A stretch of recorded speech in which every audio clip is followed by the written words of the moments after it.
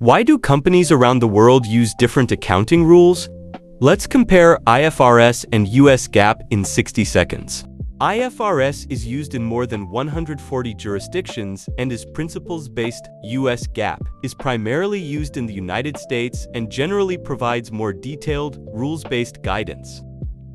Both frameworks aim to provide reliable financial information, but they differ in approach. IFRS emphasizes professional judgment and principles, while US GAAP often includes more prescriptive guidance for specific situations. Whether you work under IFRS or US GAAP, the goal is the same: provide transparent, consistent, and useful financial information for decision-making. You've completed our IFRS Essentials series. Next week, we'll explore budgeting, forecasting, and FP&A. Subscribe to a iFinance Hub and continue building your finance expertise.